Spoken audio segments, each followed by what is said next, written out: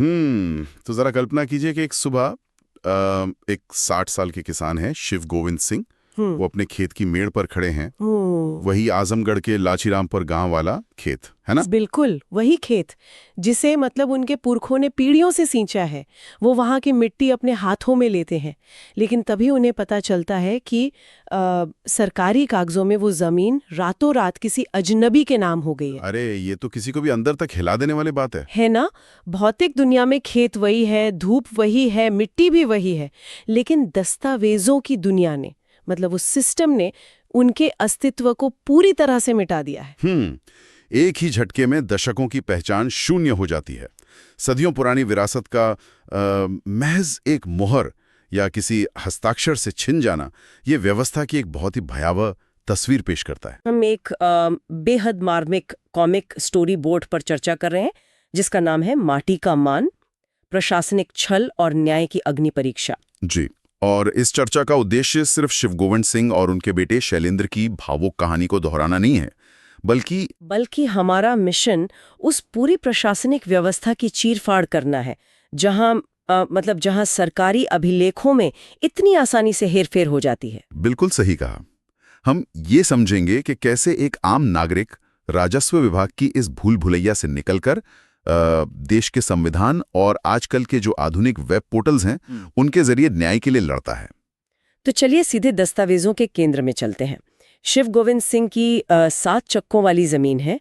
स्रोत सामग्री में इन जमीनों के गाटा संख्या बहुत स्पष्ट रूप से दर्ज हैं, जैसे कि 96, 90/45 टी, 177, 374, 379, 381 और 454। और देखिए, ग्रामीण परिप्रेक्ष्य में ये केवल कुछ संख्या या संपत्ति का हिस्सा नहीं है। हाँ, शिव गोविंद के ही शब्दों में अगर कहें तो ये खेत नहीं, मेरे पुरखों की अमानत है। लेकिन कहानी में एक बहुत बड़ा मोड़ तब आता है जब शिव गोविंद के बेटे शैलेंद्र सिंह पुराने राजस्व रिकॉर्ड और डिजिटल पटल की जांच करते हैं और वो पाते हैं कि उनके पिता का नाम रिकॉर्ड से पूरी तरह गायब है। हाँ, और वहां किसी अजनबी का नाम चढ़ा दिया गया है। मतलब ये तो ऐसा हुआ ना कि आप अपना बैंक अकाउंट चेक करें। अरे ये तो बहुत ही सटीक उदाहरण है ना।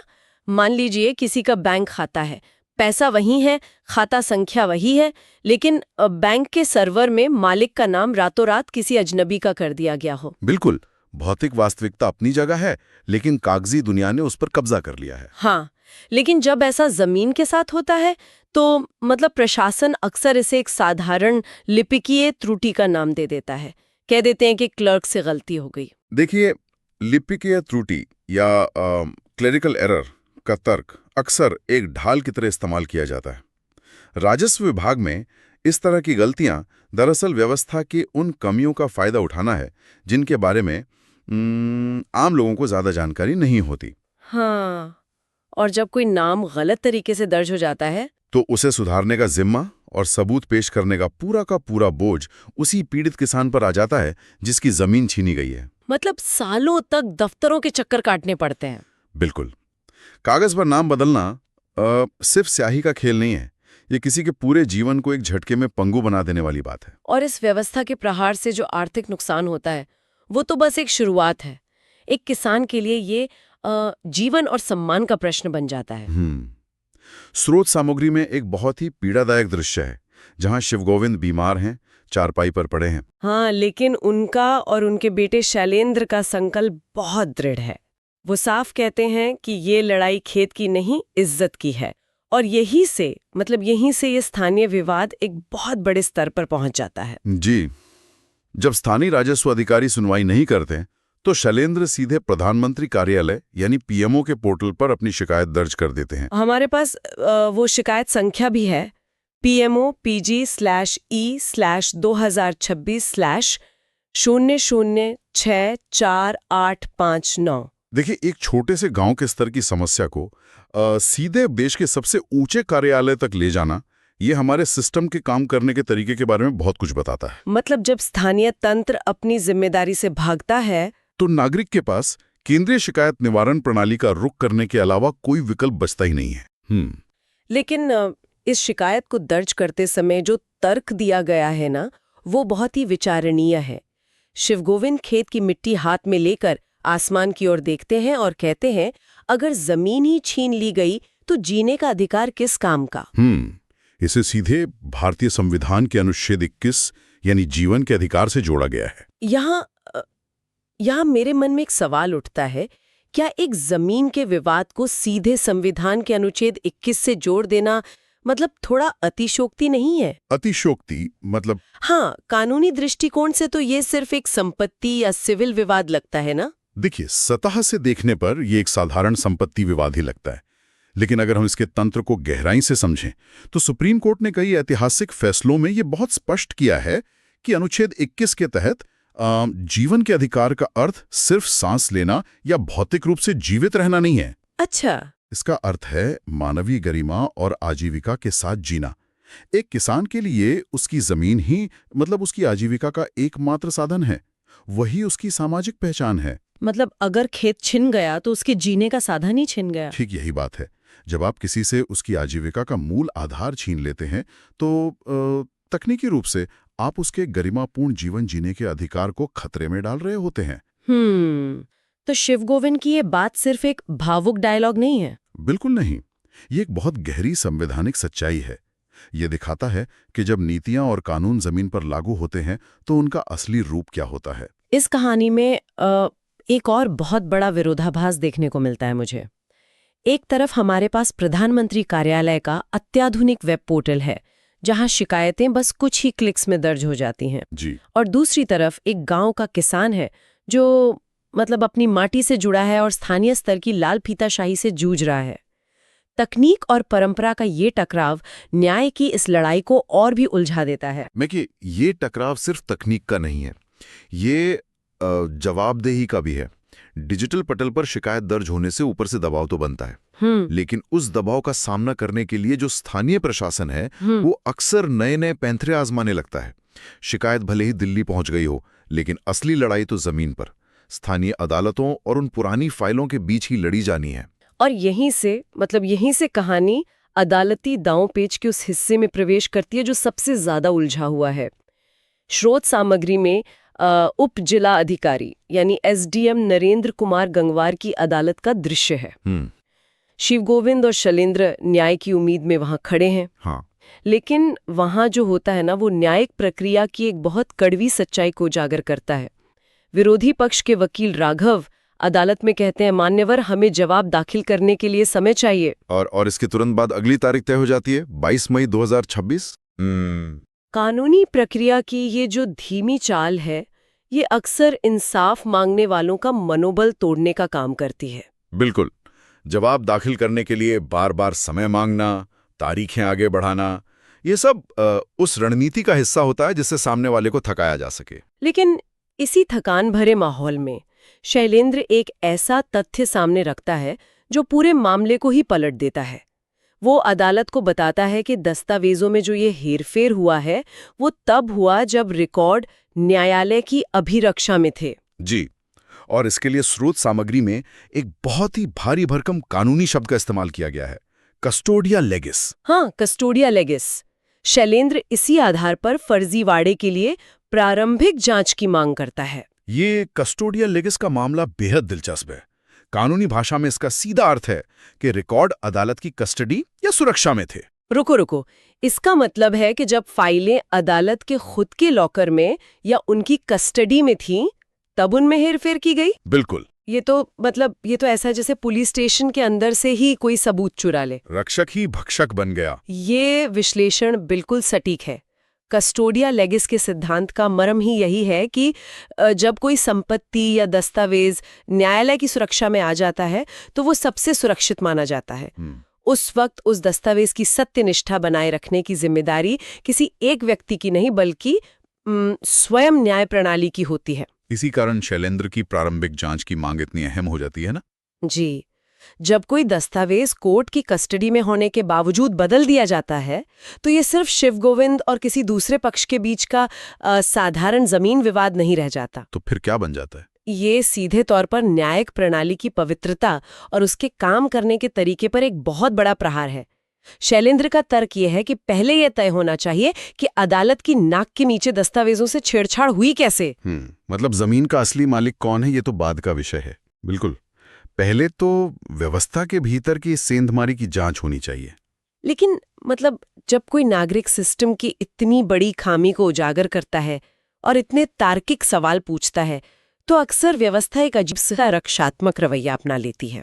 हाँ, अपनी गलती सुधारने के बजाय प्रशासन अक्सर उसी नागरिक को कटघरे में खड़ा करने की कोशिश करता है। और इस कहानी में भी ठीक ऐसा ही होता है। 19 मई 2026 की एक प्रशासनिक रिपोर्ट का जिक्र है। इसमें जो रीडर हैं अरुण कुमार सिंह, वो अपनी रिपोर्ट में लिखते हैं कि आवेदक पैरवी नहीं कर रहे हैं, केवल प्रार्थना पत्र दे रहे हैं। ये एक बहुत ही चिर परिचित प्रशासनिक रणनीति है। जब सवालों के जवाब नहीं होते तो सवाल पूछने वाले की नीयत या उसकी प्रक्रिया पर ही सवाल उठा दिए जाते हैं। इसे अगर मैं कहूं तो ये एक तरह की प्रशासनिक गैसलाइटिंग है, मतलब एक मानसिक प्रताड़ना का ज्वलंत उदाहरण। प्रशासन ऐसी स्थिति पैदा कर देता है जहां पीड़ित को ही लगने लगे कि शायद उसी से कोई गलती हुई है। बिल्कुल, शैलेंद्र न्याय मांग रहा है, साक्ष्य दे रहा है, लेकिन रिपोर्ट में ये दर्ज किया जा रहा है कि वो सही तरीके से केस नहीं लड़ रहा है, सिर्फ शिकायतें कर रहा है। ये व्यवस्था का वो तरीका है जिससे शिकायतकर्ता निराश होकर अपनी लड़ाई बीच में ही छोड़ दे। लेकिन यहाँ शिकायतकर्ता हार मानने वालों में से नहीं है। ये घटना इस बात को रेखांकित करती है कि जब प्रशासन कागजों का जाल बुनता है तो उससे बाहर निकलने के लिए एक नागरिक को कितनी मानसिक मजबूती की आवश्यकता होती है। हाँ, शैलेंद्र का गुस्सा पूरी तरह जायज है, क्योंकि वो देख रहा है कि कैसे असली मुद्दे से, मतलब न्यायालय की अभिरक्षा में हुए उस फर्जीवाड़े से ध्यान भटकाकर सारी गलती उसी के सिर मढ़ी जा रही है। जी। और इस पूरी जद्दोजहद का चरम बिंदु 21 मई 2026 यानी आज ही के दिन आता है। जिलाधिकारी रविंद्र कुमार का जनता दरबार लगा है। जिलाधिकारी जिले का सर्वोच्च प्रशासनिक अधिकारी होता है। और इस दरबार में शैलेंद्र कोई बड़े बड़े कागजों के पुलिंदे लेकर नहीं पहुंचता। वो अपने स्मार्टफोन की स्क्रीन पर डिजिटल रिकॉर्ड्स और अधिकारियों की रिपोर्ट्स के जो विरोधाभास हैं उनको प्रस्तुत करता है। ये बहुत ही सशक्त दृश्य है। ये दृश्य सत्ता के बदलते समीकरण को दर्शाता है। एक तरफ वो धूल भरी फाइलें हैं जिनमें हेरफेर करना आसान था, और दूसरी तरफ एक डिजिटल स्क्रीन है जो समय और तारीख के साथ हर बदलाव का पूरा कच्चा चिट्ठा खोलकर रख देती है। बिल्कुल। शैलेंद्र जिलाधिकारी को दिखाता है कि कैसे ऑनलाइन पोर्टल पर शिकायतों को विस्तारित या बंद दिखाया जा रहा है, जबकि जमीन पर समस्या जस की तस बनी हुई है। और जब ये डिजिटल प्रमाण सामने आता है तो वहां मौजूद वरिष्ठ अधिकारियों को ये स्वीकार करना ही पड़ता है कि मामला अत्यंत गंभीर है। जिलाधिकारी रविंद्र कुमार कड़ा संज्ञान लेते हुए आदेश देते हैं कि इस पूरे मामले की निष्पक्ष जांच होगी और किसी भी दोषी को बख्शा नहीं जाएगा। देखिए, एक स्मार्टफोन और थोड़ी सी तकनीकी समझ ने बड़े बड़े सरकारी रजिस्टरों की धांधली को उजागर कर दिया। इस घटनाक्रम से ये बहुत स्पष्ट होता है कि जवाबदेही तय करने की प्रक्रिया कैसे काम करती है। जब आप मौखिक शिकायत करते हैं या केवल कागज सौंपते हैं तो उसे दरकिनार करना बहुत आसान होता है। हाँ। लेकिन जब आप डिजिटल लॉग्स, समय सीमा और पोर्टल के विरोधाभासों को एक साथ जोड़कर प्रस्तुत करते हैं तो वो एक अकाट्य साक्ष्य बन जाता है जिसे झुटलाया नहीं जा सकता। तो जिलाधिकारी का ये हस्तक्षेप इस बात का प्रमाण है कि यदि नागरिक पूरी तैयारी, साक्ष्यों और तकनीकी समझ के साथ अपनी बात रखे तो इस भारी भरकम प्रशासनिक व्यवस्था को भी झुकना पड़ता है। जी, उचित कदम उठाने पड़ते हैं। तो इस पूरे गहन विश्लेषण को अगर हम समेटें तो ये कहानी सिर्फ आजमगढ़ के लाचीरामपुर गांव के एक खेत की चारदीवारी तक सीमित नहीं है। बिल्कुल नहीं। ये उन अनगिनत आम नागरिकों की कहानी है जो इस विशाल प्रशासनिक व्यवस्था के भीतर न्याय की उम्मीद लेकर रोज संघर्ष करते हैं, जो दफ्तरों के चक्कर काटते हैं, अधिकारियों के ताने सुनते हैं, लेकिन फिर भी अपने अधिकारों की लड़ाई से पीछे नहीं हटते। ये उन सभी लोगों के दृढ़ संकल्प का प्रतीक है जो ये जानते हैं कि व्यवस्था में कमियां जरूर हैं, लेकिन अगर सही तरीके से और सही मंच पर आवाज उठाई जाए तो न्याय पाया जा सकता है। इस पूरी कहानी का अंत शिव गोविंद के एक बेहद गहरे और दार्शनिक संवाद से होता है। वो शाम की ढलती धूप में अपने खेत की मेड़ पर खड़े होकर कहते हैं, सत्य देर से जीतता है लेकिन हारता कभी नहीं। क्या बात है। ये पंक्ति हमारी पूरी न्याय व्यवस्था का सार प्रस्तुत करती है। न्याय की इस प्रक्रिया में देरी जरूर होती है, कई बार सालों लग जाते हैं, लेकिन अंततः सच को कोई मिटा नहीं सकता। ये वो उम्मीद है जिस पर हमारा पूरा समाज टिका हुआ है। ये कहानी दिखाती है कि सत्य को परेशान किया जा सकता है, उसे फाइलों के नीचे दबाया जा सकता है, लेकिन डिजिटल साक्ष्यों और अदम्य साहस के सामने उसे हमेशा के लिए छुपाया नहीं जा सकता। बिल्कुल। लेकिन इस पूरी चर्चा के अंत में एक ऐसा विचार सामने आता है जो हमें भविष्य की ओर देखने पर मजबूर करता है। इस मामले में तो शैलेंद्र के पास तकनीकी समझ थी। उसके पास एक स्मार्टफोन था, वो इंटरनेट के माध्यम से सरकारी पोर्टल चलाना जानता था जी। और उसे कस्टोडिया लेगिस जैसी कानूनी शब्दावली का ज्ञान भी था। हाँ, वो जानता था कि न्यायालय की अभिरक्षा में हुए फर्जीवाड़े को कैसे साबित करना है। लेकिन श्रोताओं के लिए सोचने वाली बात यह है कि जैसे जैसे हमारा देश भूमि अभिलेखों का पूरी तरह से डिजिटलीकरण कर रहा है, ड्रोन और आर्टिफिशियल इंटेलिजेंस के माध्यम से संपत्तियों की मैपिंग हो रही है, तो क्या ये नई तकनीक हमेशा के लिए इन पुरानी लिपिकीय त्रुटियों और हेरफेर को खत्म कर देगी? या फिर क्या हम एक ऐसे भविष्य की ओर बढ़ रहे हैं जहां जमीन की चोरी पटवारियों के रजिस्टर में नहीं बल्कि सर्वर हैक करके की जाएगी? ये तो बहुत ही गंभीर सवाल है ना?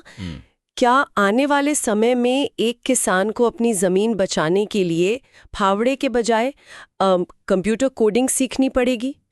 उन हजारों किसानों का क्या जिनके पास ना तो स्मार्टफोन है और ना ही डिजिटल साक्षरता? क्या हमारी न्याय व्यवस्था केवल उनके लिए काम कर रही है जो लड़ना जानते हैं, या ये वास्तव में सबके लिए सुलभ है? ये एक ऐसा विचार है जो ग्रामीण प्रशासन के भविष्य पर एक बहुत बड़ा प्रश्न चिन्ह लगाता है। इस विचार पर जरूर मंथन होना चाहिए। तो आज के इस गहन विश्लेषण में हमारे साथ जुड़ने के लिए बहुत बहुत धन्यवाद। मिलते हैं अगली चर्चा में।